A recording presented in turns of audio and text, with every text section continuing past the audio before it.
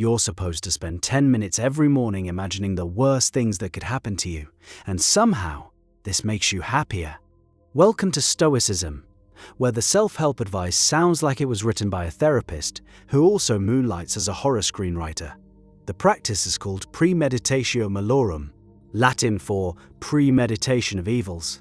The ancient Romans literally scheduled time to picture their own deaths, the loss of their fortunes, the betrayal of their friends. They did this before breakfast, and they swore it was the key to living a good life. Naturally, the modern productivity world heard about this and completely missed the point. Picture your morning routine. Coffee, maybe a journal, maybe some affirmations about abundance and manifesting your best life.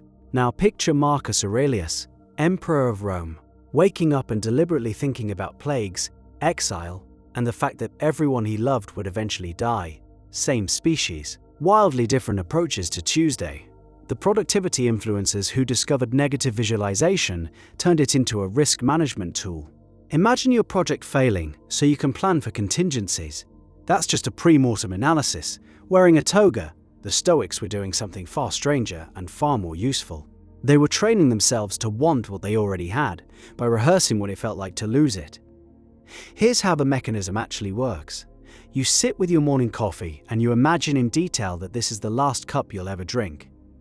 The coffee tastes different after that. The warmth registers. The quiet of the kitchen matters.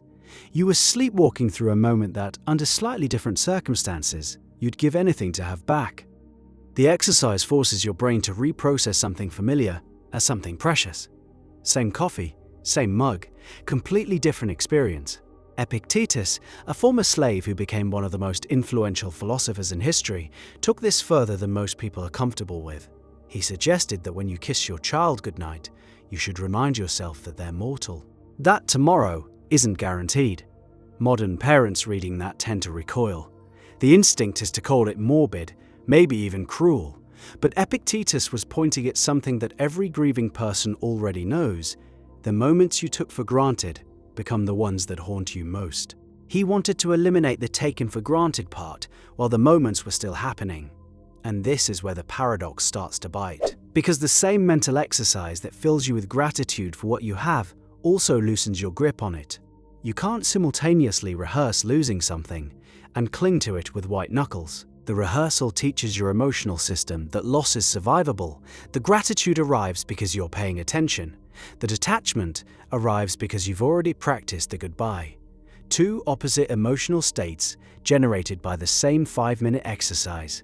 Seneca, who was one of the wealthiest men in Rome, used to spend entire days living as if he were poor. Simple food, rough clothing, cold water. He'd do this voluntarily, while his mansion sat waiting. Everyone around him thought it was eccentric posturing. Seneca's reasoning was ruthlessly practical. If you've already experienced the worst version of your life and found it tolerable, the anxiety about losing your comfortable version evaporates. You stop working from fear, you start working from choice. The difference between those two fuel sources shows up in everything. The quality of your decisions, the risks you're willing to take, the speed at which you recover from setbacks. Most people operate with an unspoken assumption that their current life is the baseline. The house, the job, the relationships, the health, all of it feels like a default setting. Negative visualization shatters that assumption by forcing you to see the baseline for what it is, a temporary arrangement that required enormous luck, effort, and timing to assemble. The Stoics understood that humans adapt to comfort the way fish adapt to water. You stop noticing it. And once you stop noticing it, you stop being fueled by it. You start chasing the next thing, convinced that gratitude lives somewhere in the future, in the next raise, the next milestone, the next achievement. The work ethic implications here are genuinely counterintuitive. Common wisdom says that hungry people work harder. Keep yourself slightly dissatisfied, and the dissatisfaction drives performance. The Stoics propose the opposite. A person who is genuinely grateful for what they have and simultaneously prepared to lose it works with a clarity that the anxious striver can't access. The anxious striver is running from a feared future. The person who has already sat with that feared future, has already walked through it mentally and come out the other side, is running towards something they actually want. One of those runners burns out. The other doesn't. There's a CEO exercise that's been floating around business schools for about a decade. It goes like this. Imagine your company fails tomorrow. Everything you built, gone. Now ask yourself what you'd do the next morning. The executives who want to start over, with genuine energy, are the ones who tend to make better long-term decisions. They're playing with house money, emotionally. The ones who spiral into dread are the ones making defensive choices, protecting what exists instead of building what's possible. The exercise is premeditatio malorum in a boardroom. Same mechanism, different furniture. But the Stoics went even deeper than career strategy. They applied negative visualization to identity itself. Who are you without your title? Without your reputation? Without the story you tell about yourself at dinner parties?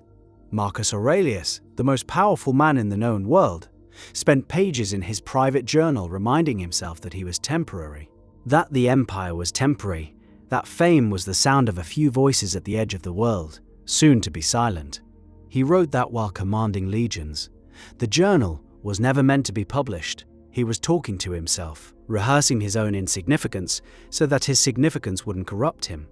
This is the part that the modern Stoicism as productivity hack crowd tends to skip, because the full practice asks you to sit with something genuinely uncomfortable, the possibility that your goals once achieved might feel hollow, that the thing you're grinding toward right now might not deliver the emotional payoff you've projected onto it. Negative visualization, done honestly, strips the fantasy layer off ambition and shows you the raw mechanism underneath.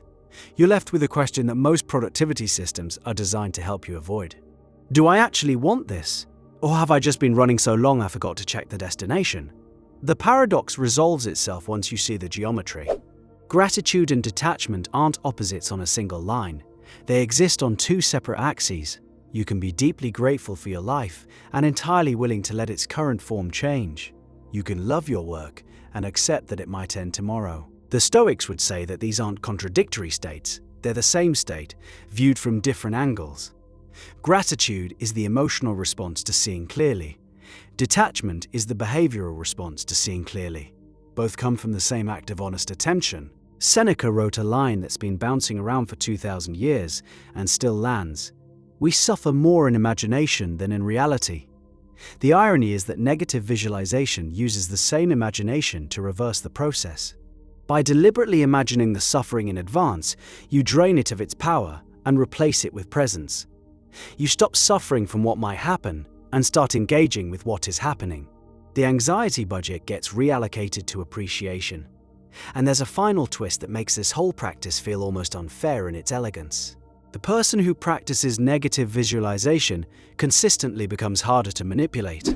Advertising works by manufacturing dissatisfaction, by showing you a gap between what you have and what you could have.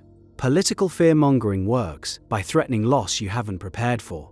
Social pressure works by making you afraid of losing status. All of these levers depend on the same vulnerability, an unexamined attachment to your current circumstances. The Stoic who has already sat with the loss of everything becomes remarkably difficult to move with threats or promises. They've already done the math. 2,000 years of philosophy, one simple exercise. Sit down. Imagine losing what you love. Feel the weight of that. Then open your eyes, look at your actual life, and notice that you've been rich this entire time. The coffee's getting cold. You should probably drink it.